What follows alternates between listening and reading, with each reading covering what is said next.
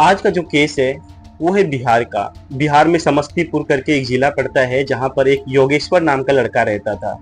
योगेश्वर बहुत ही सिंपल लड़का था और आज उसकी दोस्त की शादी है। तो दोस्त की शादी में बाराती के रूप में दूसरे गांव में गया हुआ था। अब उस शादी में बहुत सारी लड़कियां आई थी और योगेश्वर अपना सेटिंग करने के विचार में था। अब वहां पे एक लड़की थी जो कि बहुत ही ज्यादा खूबसूरत थी और योगेश्वर को दिल से पसंद आ जाती है। योगेश्वर अब उससे बात करने के लिए तड़प उठता है और पूरे फंक्शन के दौरान इसी फिराक में रहता है कि उससे एक बार बात हो जाए।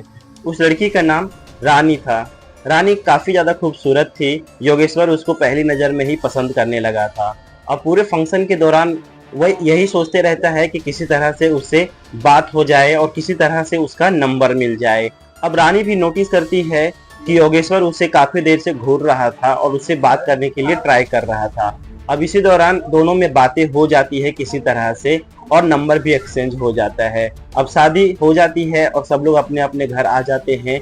अब योगेश्वर और रानी फोन पर काफी लंबे लंबे बातें करने लगते हैं और बहुत दिनों तक ऐसा ही चलते रहता है। अब उनकी दोस्ती कब प्यार में बदल जाता है उनको भी पता नहीं चलता है और फिर दोनों शादी करने का डिसाइड करते हैं। अब दोनों अपने अपने परिवार में बात करते हैं और बिना अड़चन के कोई प्रॉब्लम का उनका शादी हो जाता है। अब शादी होने के बाद रानी अपने ससुराल में आ जाती है और हैप्पीली लाइफ अपनी जीने लगती है। अब ऐसे ही दिन गुजरने लगता है और करीबन 1 साल के बाद उनको बेटा होता है जिससे उनकी परिवार में खुशियां डबल हो जाती है।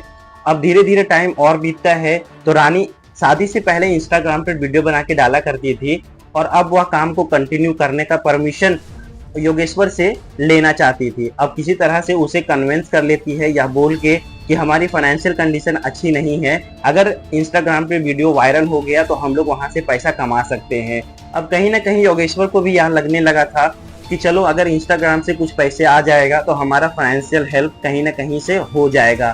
तो अब धीरे धीरे रानी वीडियो बनाना चालू करती है और वीडियो उसका चलने लगता है। अब धीरे धीरे उसके अच्छे खासे फॉलोअर्स भी बढ़ने लगते हैं। लेकिन इस बीच में योगेश्वर जब वीडियो का कमेंट पढ़ता है तो उसे नोटिस करता है कि बहुत ही ज्यादा खराब कमेंट्स, बहुत ही ज्यादा वल्गर कमेंट्स उसको आ रहे थे, जिस वजह से रानी को यह सब बंद करने के लिए वापिस से कहता है। पर रानी को तो अब धुन चढ़ गया था, वह अब किसी के नहीं सुनने वाली थी। योगेश्वर काफी ज्यादा उसे कन्विंस करने की कोशिश करता है कि तुम ये सब काम मत करो, छोड़ दो, लेकिन वह रानी यह बोल देती है कि तुम्हारे पास अच्छा जॉब नहीं है और तुम जो जॉब करते हो उससे हमारा गुजारा नहीं हो सकता है।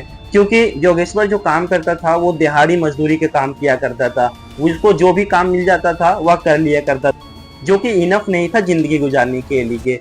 जब योगेश्वर भी कुछ बोल नहीं पाता है क्योंकि उसके पास अच्छा जॉब होता नहीं है। अब रानी फिर से कंटिन्यू कर देती है वीडियो बनाने के लिए, लेकिन योगेश्वर बार बार मना करता है उसको वीडियो बनाने से, क्योंकि कंटिन्यूसली उसको वल्गर मैसेजेस और उसके वीडियो पे बहुत ही गंदे गंदे कमेंट्स आ रहे होते हैं, जिससे योगेश्वर अब परेशान रहने लगता है।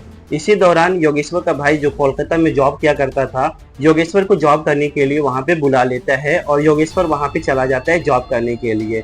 योगेश्वर अब अच्छे से जॉब पे सेटल हो जाता है और अपनी पत्नी को अब कन्विंस करने की कोशिश करता है। वह कहता है कि अब मैं अच्छा खासा कमा लेता हूँ, इसलिए यह सब नचनिया वचनिया का काम छोड़ दो। बट रानी अब नहीं मानने वाली थी। रानी किसी के नहीं सुनने वाली थी, क्योंकि उसे लग रहा था कि वह इंस्टाग्राम की अगला स्टार वही बनने वाली है।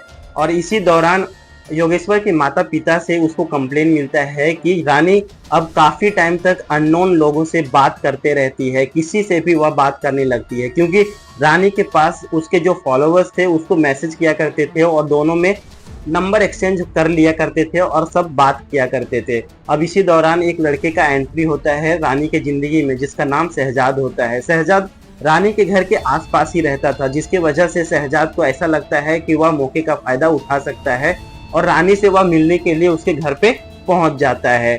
अब धीरे धीरे दोनों में दोस्ती हो जाती है। शहजाद कभी उसके लिए ट्राइपॉड लेके जाता तो कभी वीडियो बनाने का कोई सामान लेके जाता, जिससे रानी बहुत ही ज्यादा इम्प्रेस हो जाती है उससे और दोनों में गहरी दोस्ती हो जाती है।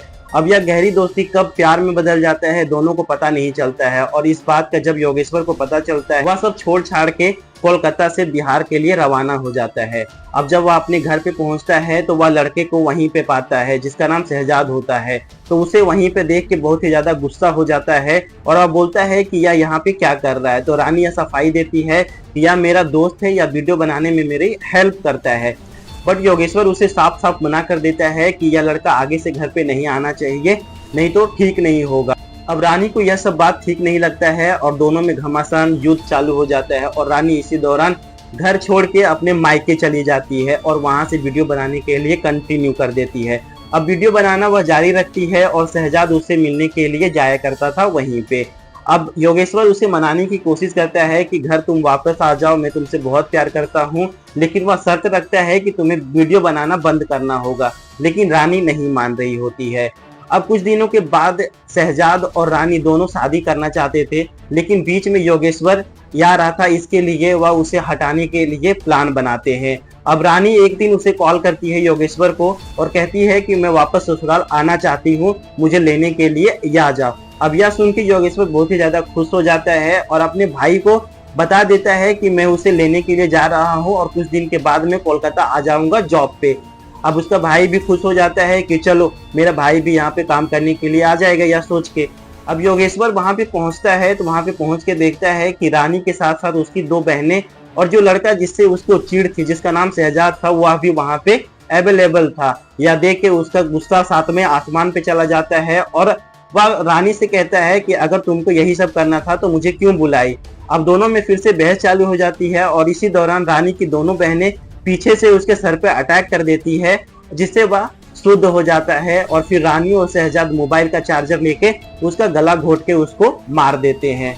अब योगेश्वर वहां पे मरा पड़ा हुआ था और उन लोग बॉडी को ठिकाना लगाने के लिए सोच ही रहे होते हैं कि इसी दौरान योगेश्वर का भाई का उसके मोबाइल पे कॉल आ जाता है। एक्चुअली योगेश्वर का भाई यह पूछने के लिए कॉल करता है कि सब कुछ ठीक है ना और तुम लोग घर कब तक आ रहे हो, लेकिन उसका फोन कोई रिसीव नहीं करता है। अब योगेश्वर का भाई फिर से उसे कॉल करता है और इस दौरान कॉल रानी रिसीव कर लेती है लेकिन फिर से डिस्कनेक्ट कर देती है। तब योगेश्वर को भाई को यह फील होता है कि कुछ ना कुछ गड़बड़ है और वह अपने पिता को फोन कर देता है और उसे वहां पे जाके देखने के लिए कहता है। अब कुछ देर के बाद योगेश्वर के पिता उसके ससुराल पहुंच जाते हैं और वहां पे जब पहुंच के देखते हैं तो वह शॉक रह जाते हैं, क्योंकि योगेश्वर नीचे जमीन पे पड़ा हुआ था और सारे लोग आजू बाजू में घूम रहे होते हैं।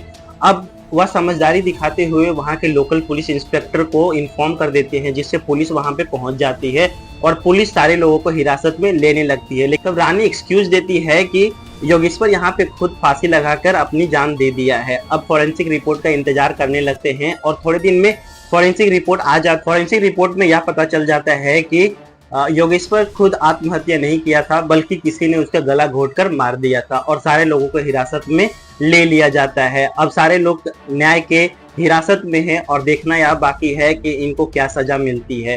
तो दोस्तों, यह केस से हमें यही पता चलता है कि कोई भी चीज को एडिक्ट नहीं होने देना चाहिए, क्योंकि रानी को बहुत ज्यादा एडिक्ट हो गई थी वीडियो डालने के लिए।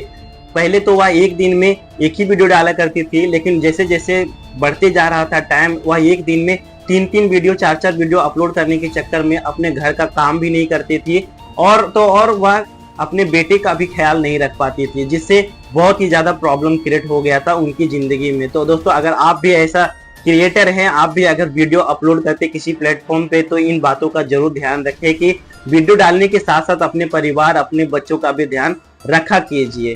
तो आप इस केस के बारे में क्या सोचते हैं, कमेंट में जरूर बताइएगा और मिलते हैं आपसे नेक्स्ट वीडियो में। तब तक के लिए thank you and take care.